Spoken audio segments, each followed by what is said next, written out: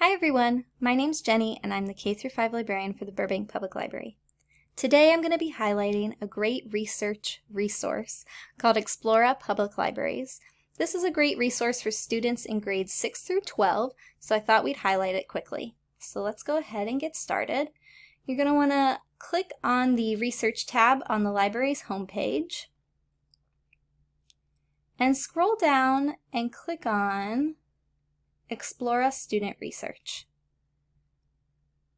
Now it's going to prompt you to put in your library card or student ID number. So I'm going to go ahead and put in Dewey's student ID number.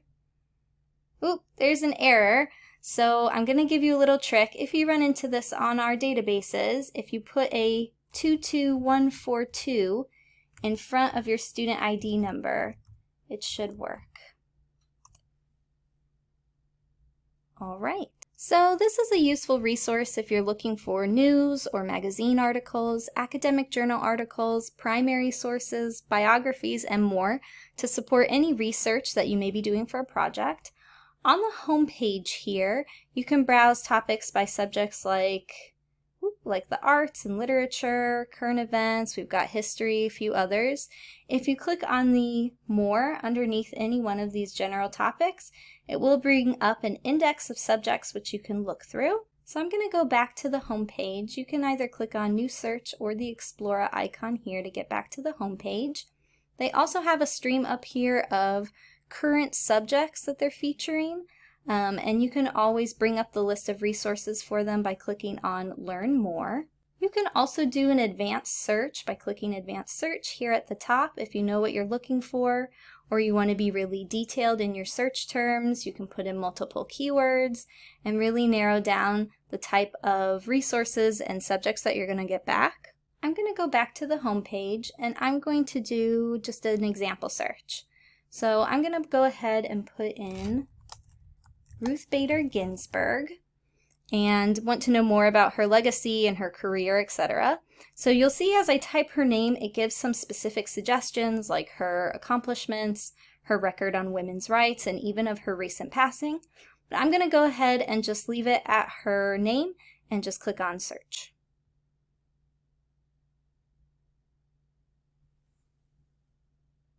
So there's a lot going on this results page. At the top, you'll have a topic overview that gives you some brief information about whatever the subject is that you look up.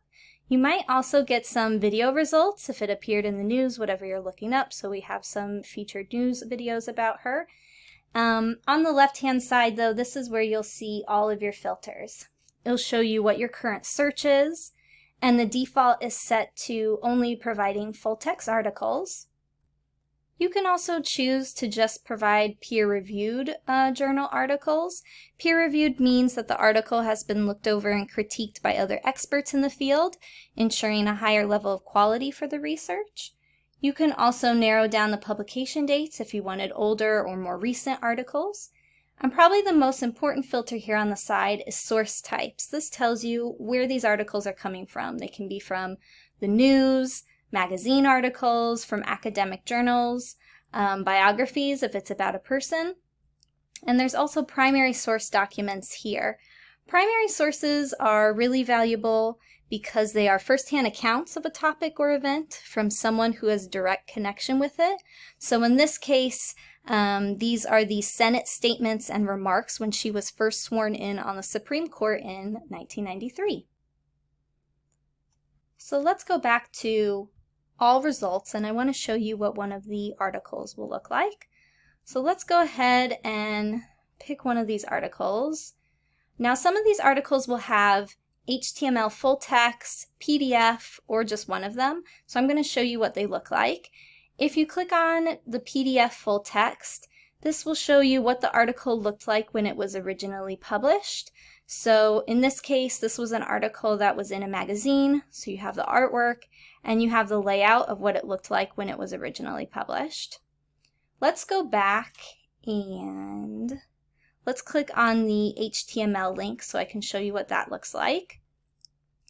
The HTML link will just have the text of the article and none of the photos, if any photos appeared with it. It'll also have a little box up here where you can listen to the article. It will read it out loud to you.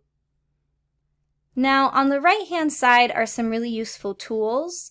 This one says cite, so if you needed to cite this article for research, it would tell you how to and according to which citation standard you're using here on the left-hand side.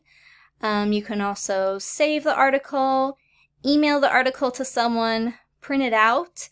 You can save it or link it to your Google Drive. And if you create a free account with Explora, which you can make, you can also add it to a folder to revisit later. So I hope this tutorial helped you know more about Explora Public Libraries and how you could use it for a research project. As always, if you have more questions, you can call our help desks. Thanks for watching!